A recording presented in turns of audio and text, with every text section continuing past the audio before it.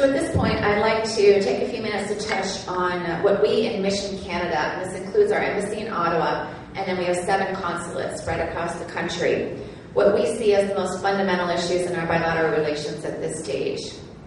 And their trade, of course, the border, working together in the world, the Arctic, and energy and environment. So on trade, our goal is even stronger economic ties.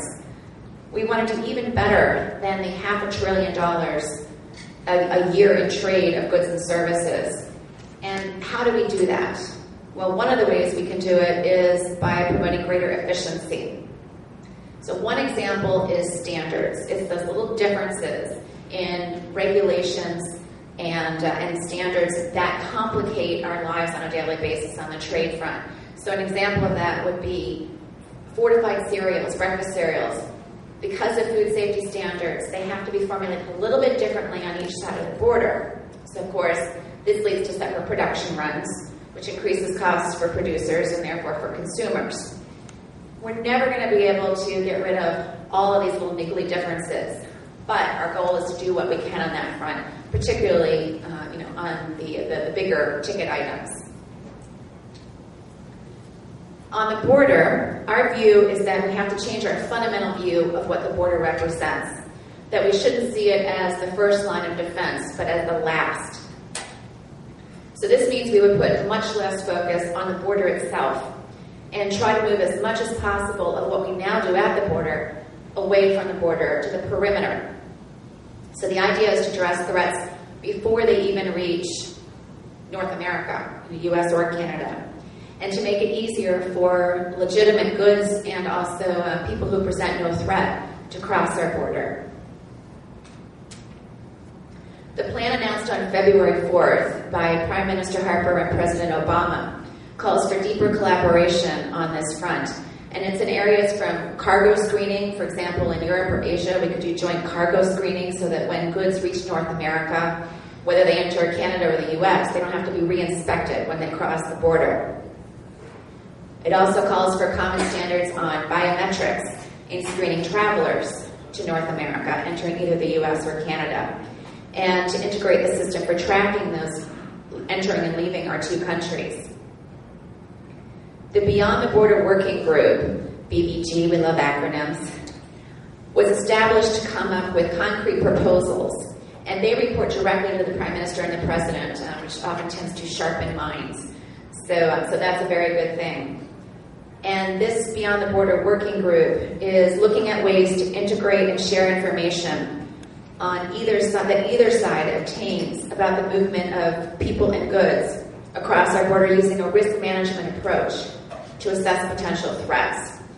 The group will also propose joint investments to improve border infrastructure at the busiest crossings. We've been talking today about how much sense that makes to have a joint facility at the border rather than 2 redundant facilities. The second part of what was announced on February 4th is the U.S.-Canada Regulatory Cooperation Council, another acronym, RCC. And this group has a 2-year mandate to promote smarter, more effective approaches to regulation. So it goes back to what I was talking about before, how we can harmonize to the extent possible those differences. So next is international security.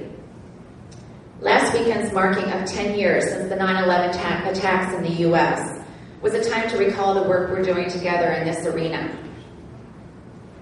The terrorist attacks, of course, claimed almost 3,000 innocent lives, including 24 Canadian lives. And, of course, there were nationals from many countries involved in those attacks.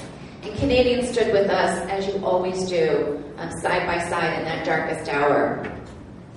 Not only in the compassionate response that we received from all Canadians in the immediate aftermath of 9/11, but also in Canada's steadfast resolve to join us in Afghanistan and on other security issues, again, to work together to confront some of the threats from terrorism and extremism. In addition to Afghanistan, Canada and the U.S. have been working together in Haiti. We're working together in Mexico to address some of the problems there. And we're, of course, cooperating on more recent thorny issues, such as Libya and Syria.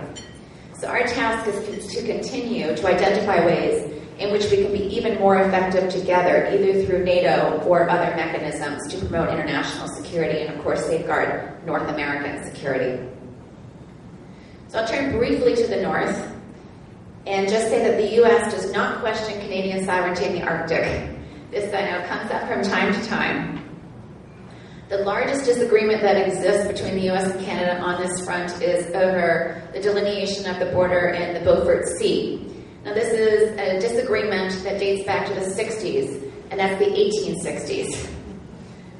But we're working together now to map the seafloor and setting the foundations to settle this under international law. And again, given the relationship between our two countries, we're pretty confident we can sort this one out.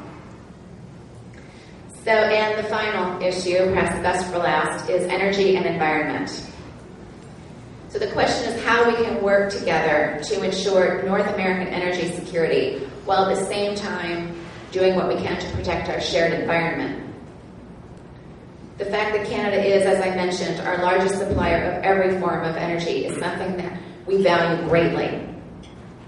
Energy security, of course, is a critical element of U.S. national security, and there's no place on earth that's a safer or more secure supplier of energy to the U.S. than Canada. President Obama has, of course, emphasized the need to move towards less dependence on fossil fuels and to adapt to more alternative energies.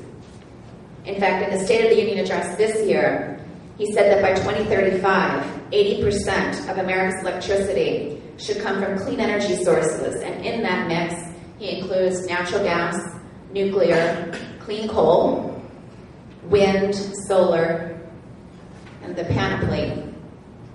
But by calling for this in 2035, the President is recognizing that this transition will not happen overnight. It's obviously going to take decades. And in the meantime, our challenge is to do more to lessen the greenhouse gas emissions from fossil fuel sources. And I know that problem hasn't been made any easier by the inability of the U.S. to put a price on carbon. And after last year's midterm elections, cap and trade is evident, is not likely to be adopted over the next couple of years. So the lack of a national policy in the U.S. has complicated people's lives here in Canada and prolongs the uncertainty for industry on this front. So in this legislative vacuum at this point, we need to ensure that we coordinate our environmental policies and regulations as much as possible to avoid dislocation on one side of the border or another. And in that vein, our federal agencies continue their dialogue on these issues to try to remain as much as possible in sync. So now finally, kind of beyond our priorities for our bilateral relationship, I thought I'd turn to issues that have gotten a lot of press lately and will continue for a while, but that's the economy. So as you know, we were looking at the possibility of default if Congress failed to raise the debt limit by the beginning of August. Thankfully, we were able to step back from that precipice, and Congress and the President came to a last-minute agreement. The compromise reached extends the debt limit by at least $2.1 trillion to 2013, assuring that the U.S. can meet its obligations and puts in place a framework for moving towards greater financial discipline in the medium term. The framework includes immediately enacted 10-year discretionary spending caps generating nearly $1 trillion in deficit reduction, balanced between defense and non-defense spending. The cuts to the defense budget will be $350 billion over 10 years, and these are the first defense cuts we've had since early 90s. The framework also includes a longer-term process for an additional $1.5 trillion in deficit reduction through a bipartisan, bicameral super committee, as it's being called, that will put all sources of debt reduction, including tax and entitlement reform, importantly, on the table. The committee is required, under this agreement, to report legislation by November 23rd of this year, and Congress is required to vote on the committee recommendations by December 23rd of this year. So this is all coming up very quickly. Now, if the committee fails, an enforcement mechanism in the agreement will trigger spending reductions beginning in 2013, again split 50-50 between military and non-military spending. But it would exempt Social Security, Medicaid, and low-income programs from any cuts. So there's obviously strong incentive built into the agreement for getting more done. That said, we're heading into an election year, presidential election year, so we'll see how much bipartisanship we can muster on these issues. But it's certainly fundamentally important to the U.S. that we do, and important to Canada, obviously, because of how interlinked